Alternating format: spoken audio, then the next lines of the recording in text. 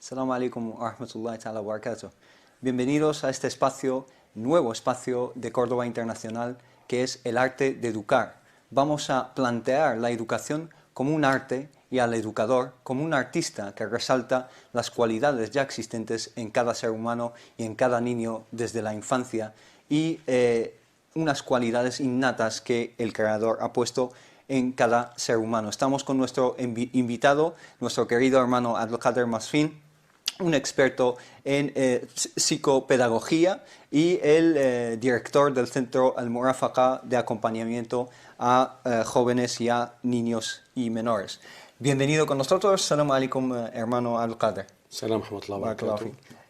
Por cierto, hoy es el 20 de noviembre, es el Día Internacional de la Infancia y por eso hemos escogido esta fecha tan especial para hablar de la infancia y hablar de los derechos de los niños y de una educación sana, de nuestro bien más valorado y más valioso. Se puede decir que son los niños y el futuro, nuestra garantía de futuro, que son los jóvenes. Tenemos un teléfono abierto para nuestros telespectadores que nos pueden llamar en cualquier momento. Aparecerá de vez en cuando en la pantalla, que es el 916 59 13 54. Háblanos un poco de la infancia y de los derechos de los niños, por favor. ¿Cuáles son los derechos innatos de cada ser humano desde la infancia, desde el momento que nace? Bueno, comentar que como es hoy el Día Mundial de la Infancia, recordar que una de las religiones, que es la religión islámica, ha otorgado a la infancia, a los niños, derechos. Sin embargo, en la escala de puntuación, los países musulmanes representan los que menos tienen derechos los niños de ellos. Están a la cola, ¿no? Están a la cola. Es decir, no tiene nada que ver el Islam con los musulmanes. El Islam había dado, una de las cosas que había dado derechos a los niños, los derechos tanto visibles que derechos invisibles.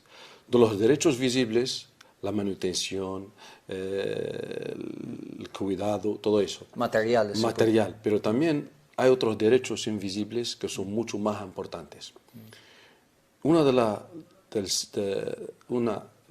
La infancia de todos los seres que ha creado Dios, la más larga es la infancia del ser humano.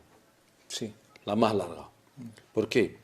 Porque los padres, cuando nace un niño, cada padre tiene con ellos un catálogo. El puzzle, que es completo. Allah subhanahu wa ta'ala, toda la información está ahí. Solamente vosotros poner cada pieza en su lugar. Eso sí, tener cuidado, no pongáis una pieza, En su lugar. redimensionar el puzzle. Redimensionar el puzzle. A mí, yo estuve comentando con un compañero experto también, que es el doctor Rafael Vizquerra, se lo comenté hace un mes y medio. Le dije, nosotros los musulmanes vemos los tres derechos importantísimos para un niño. Entonces hemos intercambiado información. El primer derecho que vemos nosotros los musulmanes, derecho invisible, es el derecho al error. El derecho al error. Es cierto, tanto el mundo musulmán en la educación clásica no dan al niño a que se equivoque. ¿Qué quiere decir? Quiere decir que el error lo bloquean. Cuando la niñez cometen un error, lo bloquean.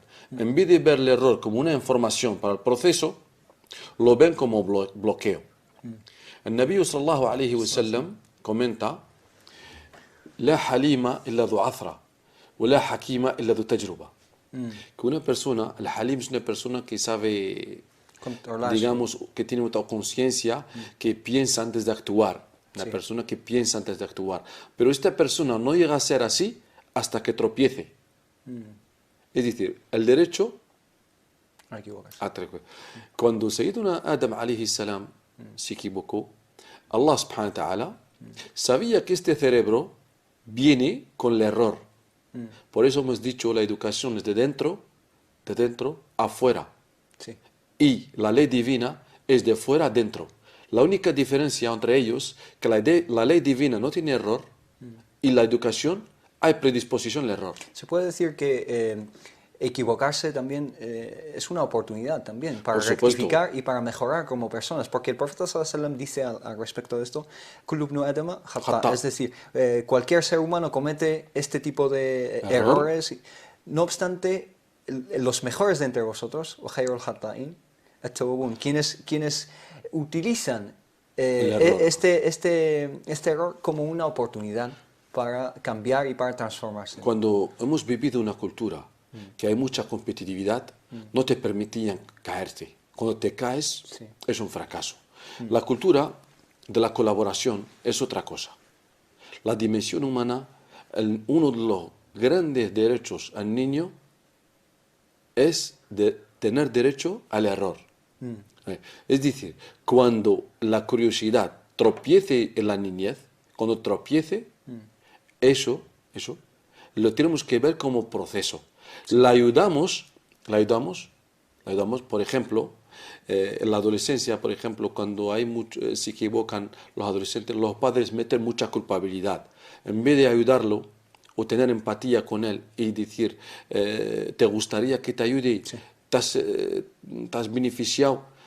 Claro, la autocrítica, la autoevaluación, porque cuando hay un error, hay otra etapa que es la autoevaluación y otra etapa que es la autocrítica. Luego con eso evolucionas. Es un derecho invisible, es ausente. Sí. El segundo derecho, el derecho a jugar. Hoy mismo los pedagogos, los psicólogos, 70% de toda la actividad de los niños es a través del juego. Todo, hasta... Por eso el Nabi sallallahu alaihi wasallam dice, "Da'hu yal'ab ibnu 7 sinin", déjalo que juegue 7 años. Luego, aparte, el jugar está en la aleya cuando los hermanos de Sayyidina Yusuf querían llevarlo. Le dijeron a su padre, lo vamos a llevar a jugar. Eso es. Entonces, el juego es un derecho. El juego es un derecho. Todas las actividades de 0 a 7 años, todas las actividades de los niños, 70-80% son a través del juego. Por eso hoy mismo, por ejemplo, si habéis fijado, casi todas las metodologías se basan en los colores, los juegos, Sí. No obstante, muchos padres y muchos educadores que aún están anclados en un paradigma de formación y educación un poco pasado de moda, quizá, ven el juego como una pérdida de tiempo. El juego lo ven como una oportunidad perdida en el aprendizaje, ¿no? Un tiempo que no sirve para nada, ¿no? Hoy mismo, por ejemplo, vemos el juego como desarrollo cognitivo del niño. Con el juego arreglamos los traumas o algunos desequilibrios emocionales. Con el juego desarrollamos el lado social. Con el juego aprendemos a colaborar. El juego social. El juego como valor.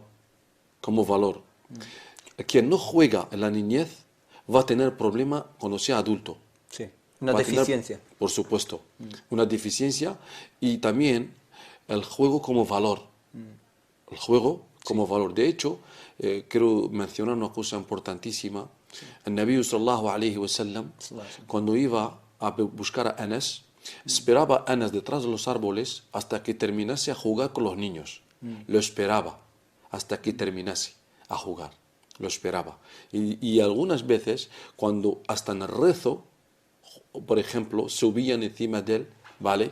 No terminaba el rezo o no terminaba hasta que el otro termina su necesidad. Sí, los nietos del profeta sallallahu alaihi wasallam, por ejemplo, venían y se subían a su espalda mientras estaba postrado en el sujud, pero el profeta sallallahu alaihi wasallam respetaba ese movimiento del Hussein y el Hassan, lo respetaba y les daba el tiempo suficiente hasta que se iban, ¿no? Yo, los es talleres, un ejemplo, ¿no? Claro, en los talleres que hacía de los juegos, talleres a los niños, esos talleres, por ejemplo, eran talleres de refuerzo escolar. Entonces utilizamos el juego, por ejemplo, son técnicas de la neurociencia, la neuroeducación. Entonces tocamos los 3 temas, tocamos la psicología, la pedagogía y la neurología. Y entonces, las herramientas, por ejemplo, las tenemos, me decían las madres, solamente juegan. Digo, pero para ti solamente juegan, pero para nosotros el desarrollo social, emocional y cognitivo. Y la comunicación, los 4. a través del juego comunica bien, Sí. socialmente bien, piensa bien, emocionalmente bien. Claro. De hecho, el mundo árabe, por ejemplo, muchos niños, la mayoría, rompen el juego.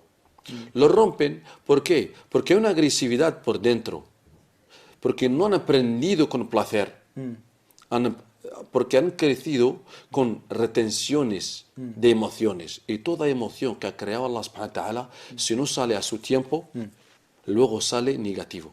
Tiene que canalizarse y Por tiene supuesto, que de gestionarse, exteriorizarse. exteriorizarse. Sí. Toda cosa que ha creado Allah subhanahu wa ta'ala sale en su tiempo. Claro. El tiempo es el milagro. كل شيء خلقناه بقدر. Cada cosa que Allah subhanahu wa ta'ala Eso ha es. creado, El la ha creado tiempo es milagro. con un contexto. El tercer derecho, que es muy importante, Sí. hoy es ausente, y es la imaginación, el derecho a la imaginación. Una de las cosas que los niños cuando son pequeños empiezan a mentir, la mentira y el robo, y la niñez nacen de mucho, de falta de respeto, el miedo, mienten para que no les castigues, Sí. y también mienten porque su imaginación precoz no has creído en ella. Ah, Al no creerse tú, por ejemplo, viene No has un ni- confiado en su- no has confiado, no has seguido el juego. El Nabi sallallahu alayhi wa sallam, cuando entró la dimensión imaginaria del hermano de Anas, le decía que cómo está el pajarito.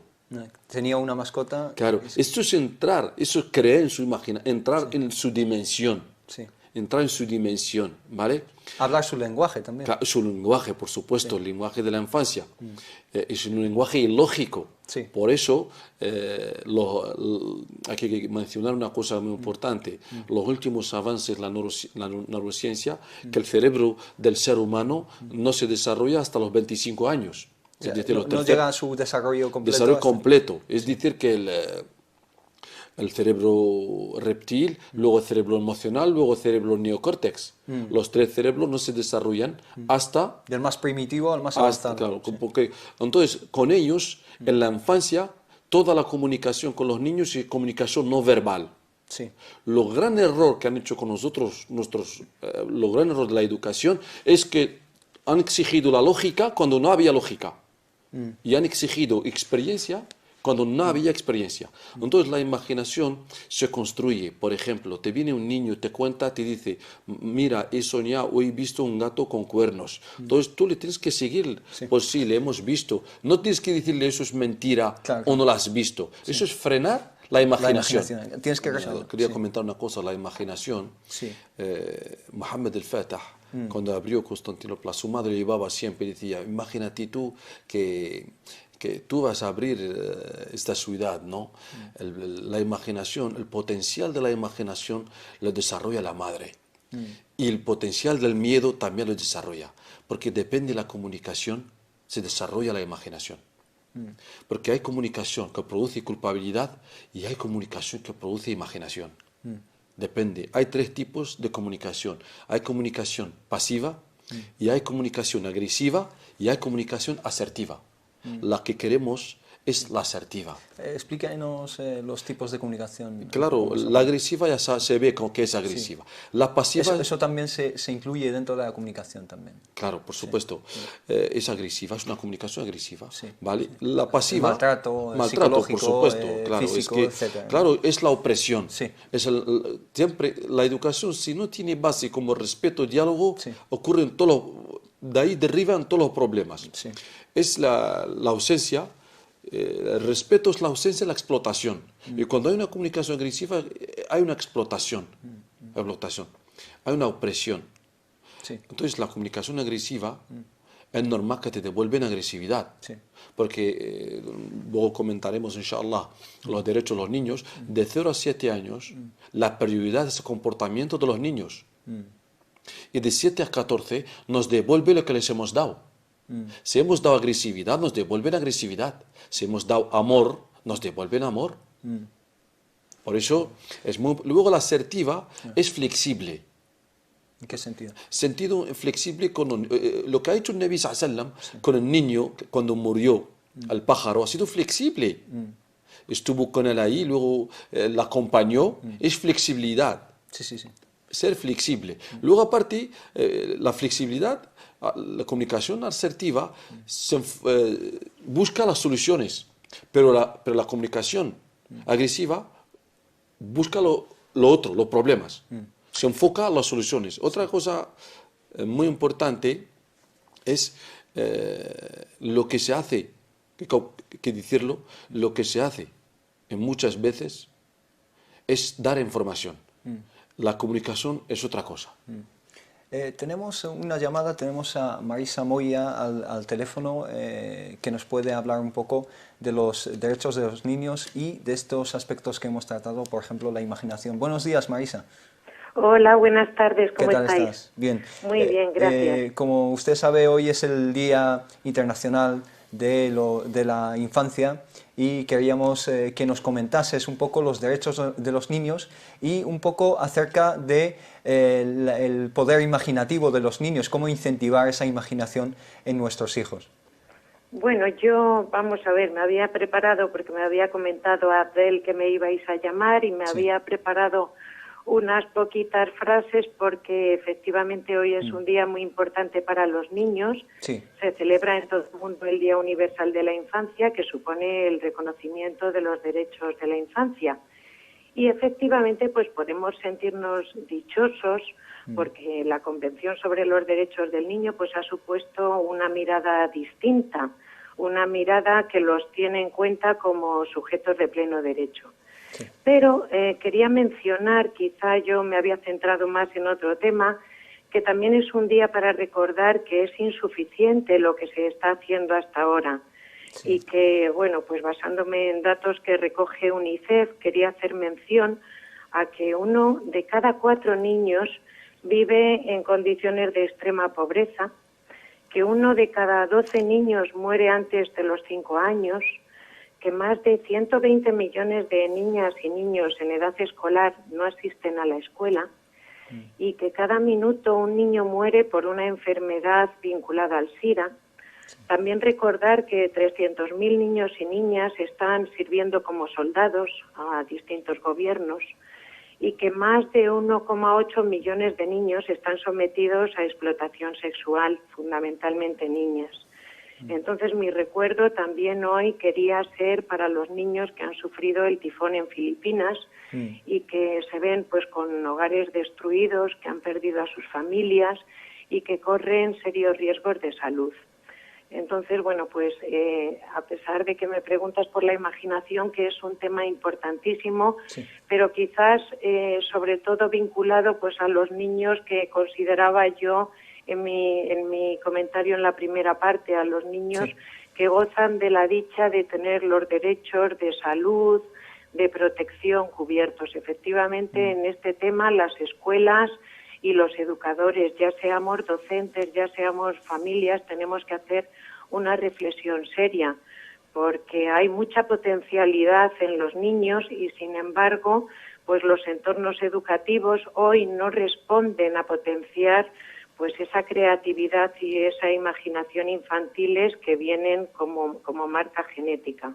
Claro. Entonces, bueno, pues una llamada también en el Día Internacional de la Infancia para que todos los educadores que tenemos en nuestras manos, pues ese arma tan poderosa que es la educación, que es la única que verdaderamente es capaz de transformar el mundo, lo hagamos con estrategias que desarrollen en los niños pues esta potencialidad.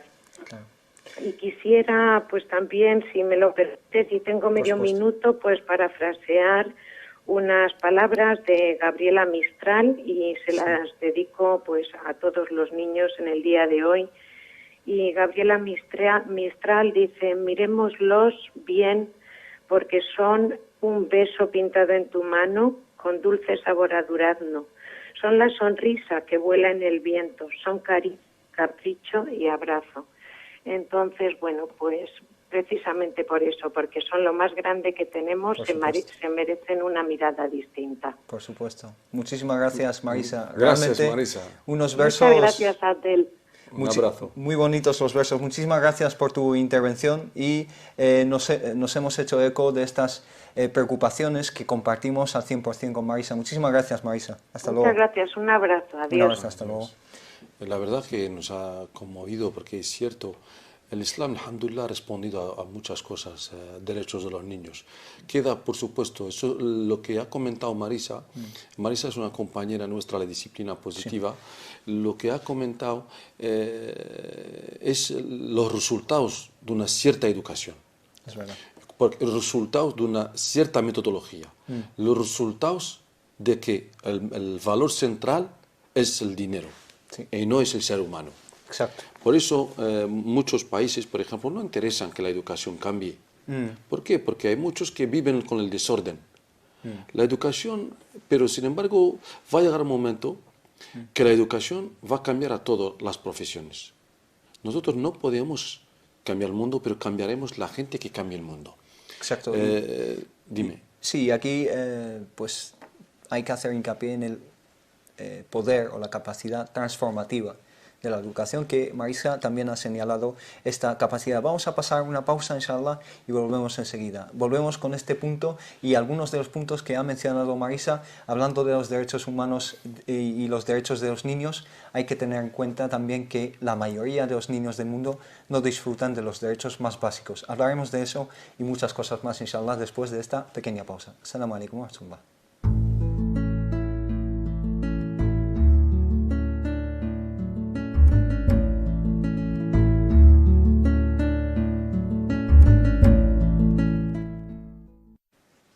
Assalamu alaikum wa rahmatullah. Bienvenidos de nuevo después de esta pequeña pausa, y hemos estado hablando con Marisa, que nos ha indicado unos puntos muy importantes acerca de que la mayoría de los niños en el mundo prácticamente viven en unas condiciones realmente deplorables y en unas condiciones que no les otorgan o no les dan ni los derechos más básicos, ni tienen acceso a agua potable, ni tienen los derechos de una vida, digamos, digna.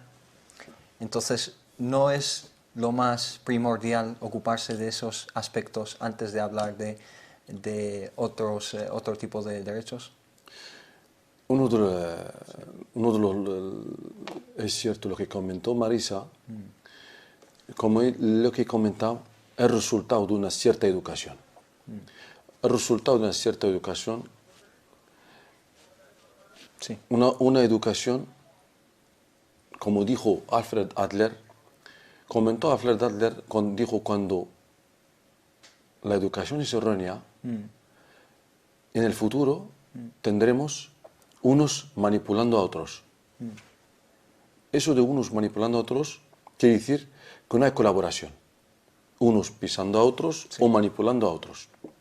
Eso es lo que cuando al principio comenté sobre lo de Tezquía, porque ahora tenemos dos inteligentes. Dos inteligencias. Inteligentes. Sí. Dos personas inteligentes, dos modelos. Sí. Uno inteligente manipulador y malvado, sí, y otro inteligente vago. Inteligente y vago.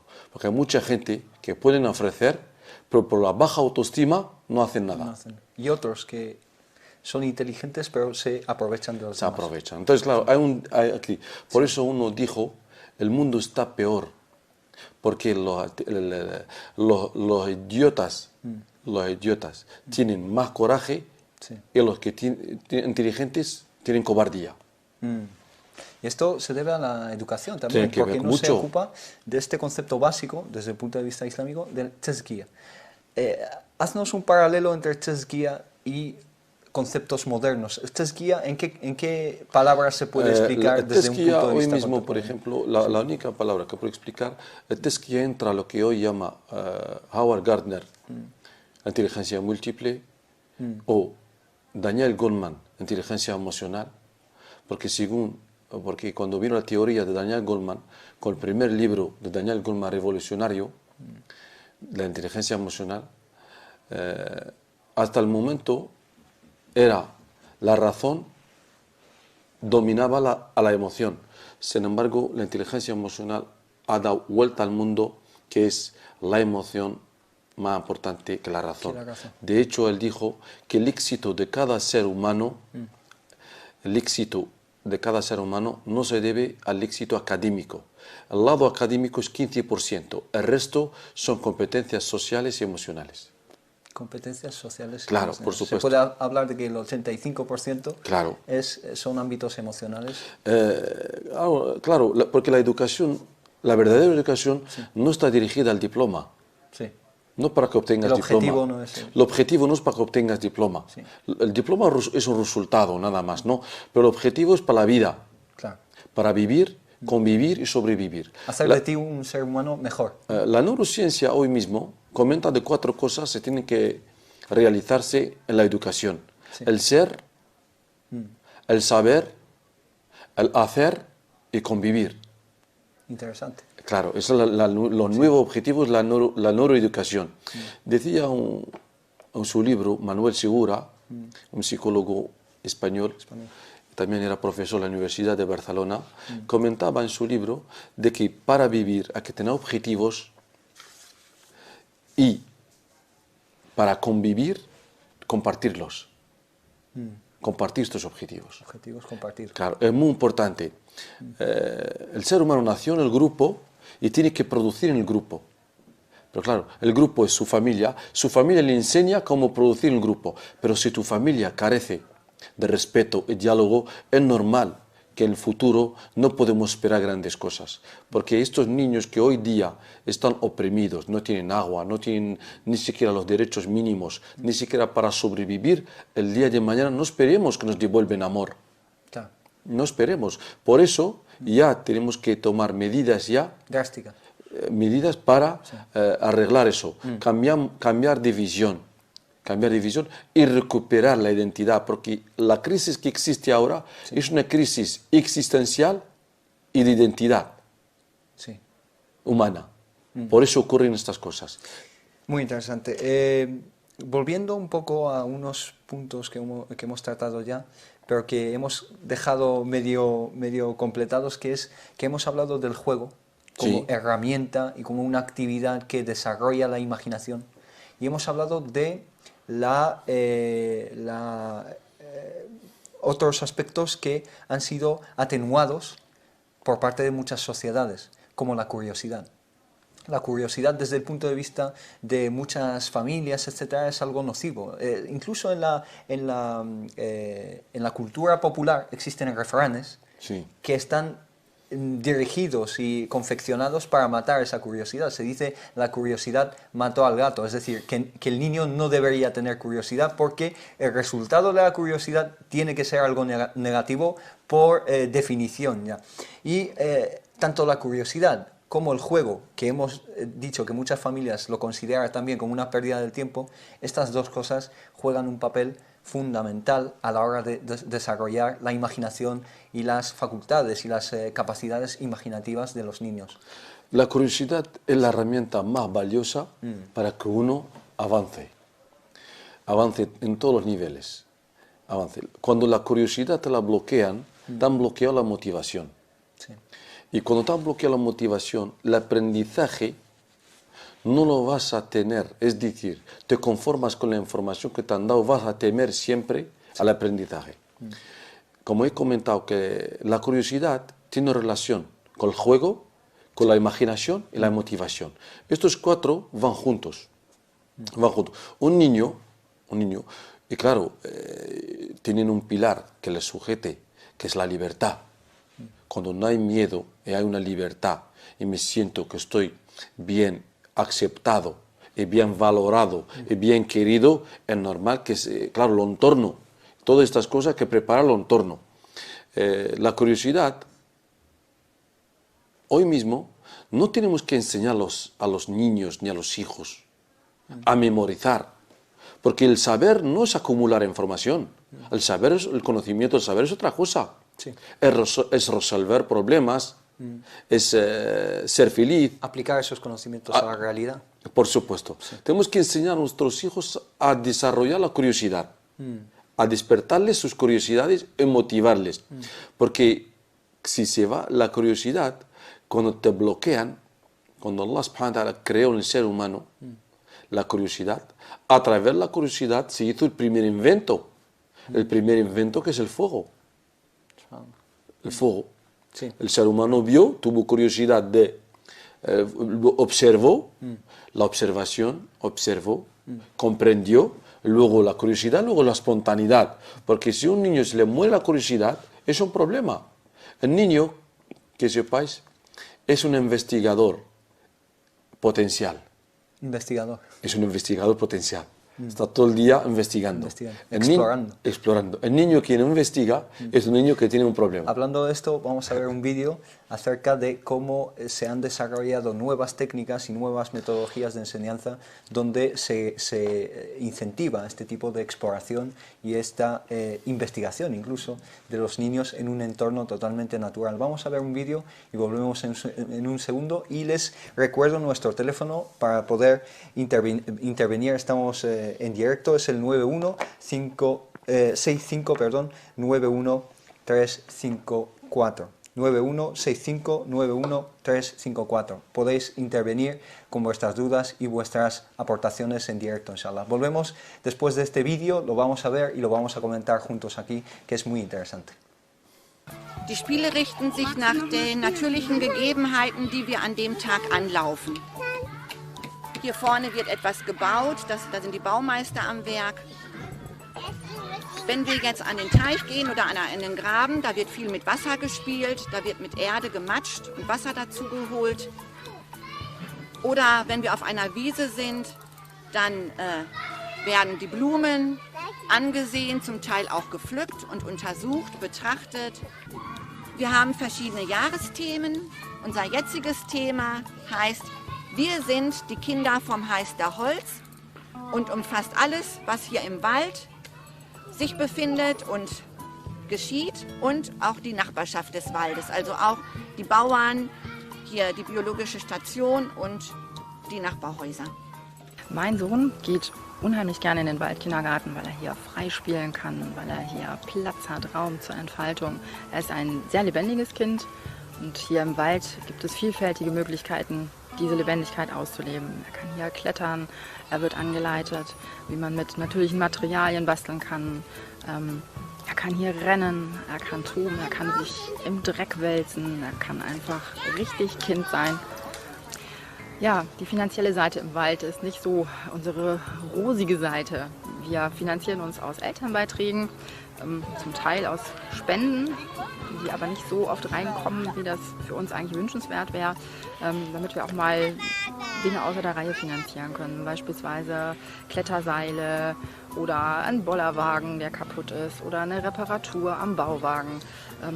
Ja, das ist so etwas, wo wir noch dran arbeiten müssen. Deswegen freuen wir uns über jeden, der uns und unser Konzept mit einer kleinen Spende unterstützt. Bueno, hemos visto este vídeo donde se habla de unos resultados realmente buenos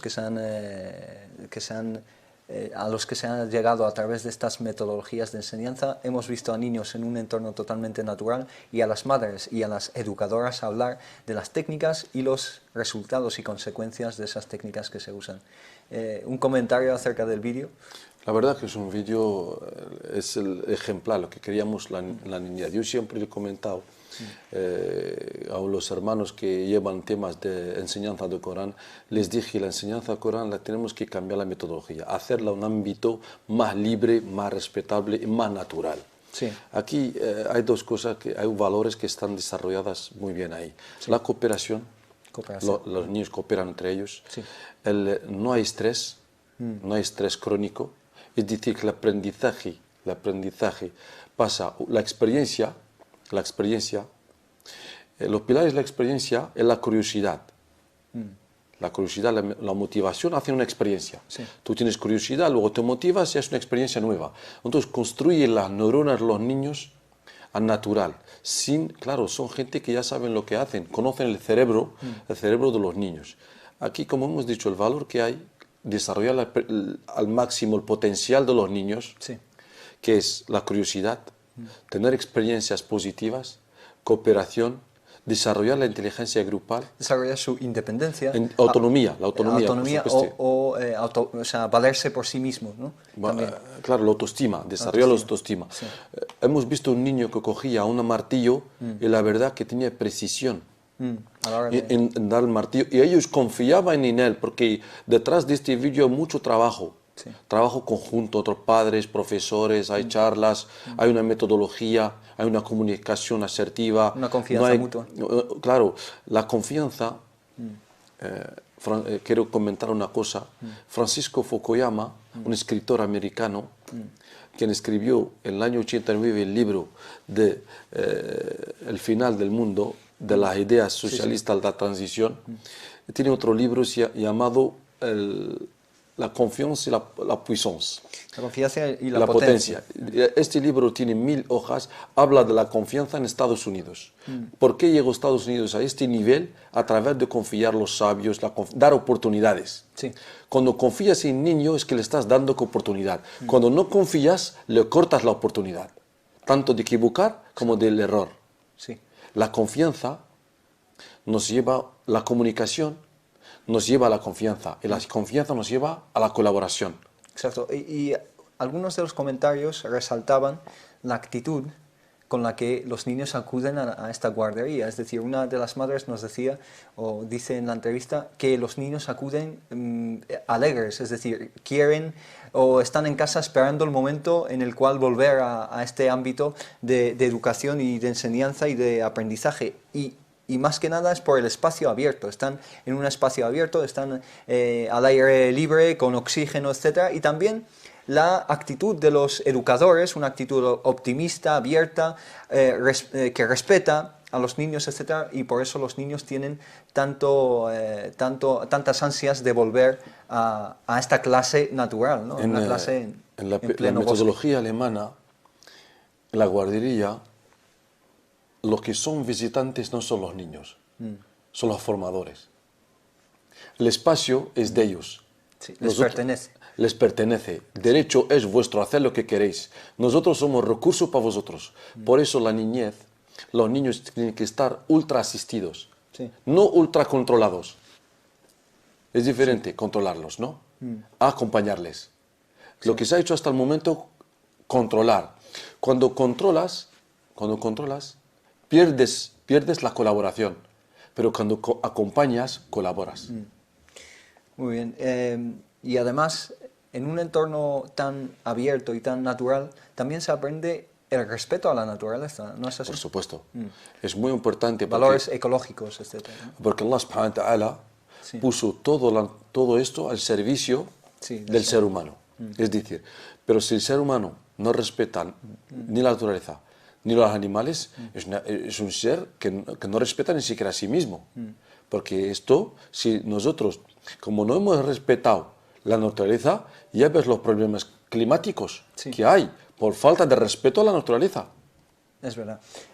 También en las sociedades, algunas, se puede decir, muy entrecomillado, más primitivas, existe este respeto a la naturaleza que incluso en muchas sociedades avanzadas no se ha llegado a él.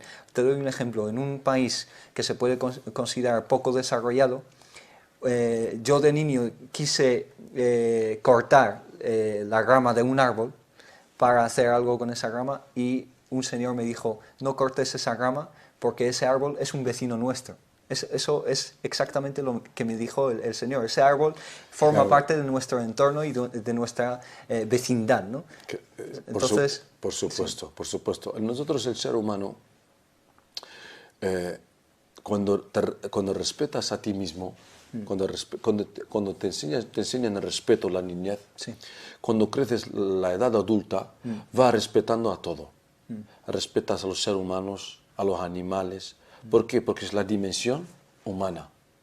La dimensión humana. Eso sí, hay que comprender que Allah subhanahu wa ta'ala, el Nabi sallallahu alaihi wasallam ha dicho que el din es íntegro. No, al separar el ser humano de su ámbito natural, ha ocurrido estos resultados. Claro. Esta guardería, por ejemplo, ha llevado al ser humano a su hábitat, en la tierra, al estar en contacto con la naturaleza y desarrollar habilidades experimentales que son sociales, emocionales, porque como hemos dicho... Valores ecológicos. Como hemos comentado, que en la niñez, en la guardería, en la niñez se desarrolla el cerebro derecho, que es la imaginación, El amor no es lineal. El arte, el artista, es un espacio de comprensión y amor. Exacto. No es un espacio de ultradisciplina. Y ese amor se ve, si uno analiza el Corán y la Sunna, se ve como la metodología, desde un punto de vista islámico, está llena de un amor hacia los niños y un amor en la familia, que realmente ese amor por sí mismo dentro de la familia se transmite a los niños. En un minuto, que nos queda muy poco tiempo, un consejo muy rápido a los padres, cómo pueden o cómo deberían abordar la educación de sus niños y cómo deberían cambiar un poco de mentalidad y abarcar o incluir estos conceptos innovadores, estos conceptos pioneros. Una de las cosas que mando un mensaje a los padres, la prioridad de vuestros hijos que sean niños felices, no niños inteligentes, porque pueden llegar a ser inteligentes y con depresión. Exacto. Niños felices, el objetivo es que él desarrolle la felicidad. Les ayudamos que sean felices, no que sean inteligentes, porque cuando exigimos sean inteligentes es nuestro objetivo. La educación es acompañarles en la vida. El verdadero amor que podemos dar es un amor autónomo, un amor autónomo, un amor que pueden ellos producir, no un amor condicionado que solamente servirme para mí. Aconsejo también a muchos padres, la mayoría de los padres, que se formen. Tenemos nosotros ahora, vamos a, inshallah, a empezar, hemos empezado en la escuela de padres a formar padres cómo educar a sus hijos. Y me gustaría que muchos se apunten porque para que no podemos repetir lo que ha ocurrido hasta el momento. Sí. Albert Einstein dice una cita que a mí me gusta mucho, dice: la estupidez es hacer la misma cosa una y otra vez y esperar que obtengas unos resultados diferentes. Si seguimos haciendo lo mismo que hemos recibido, pues obtendremos los mismos fallos y las mismas deficiencias. Así que respeto y además un amor incondicional y una formación y una actualización de los conceptos, porque hay iniciativas y conceptos realmente pioneros que son muy dignos de explorar y de conocer. Hermano Abdulkader Masrin, muchísimas gracias por estar con nosotros y muchísimas gracias por esta información valiosísima. Y a ustedes, muchísimas gracias por habernos seguido, muchísimas gracias a las personas que han intervenido con nosotros y nos vemos, inshallah, en un nuevo episodio de El arte de educar, el arte de la educación, porque la educación en realidad es un arte. Assalamu alaikum wa rahmatullahi ta'ala wa barakatuh.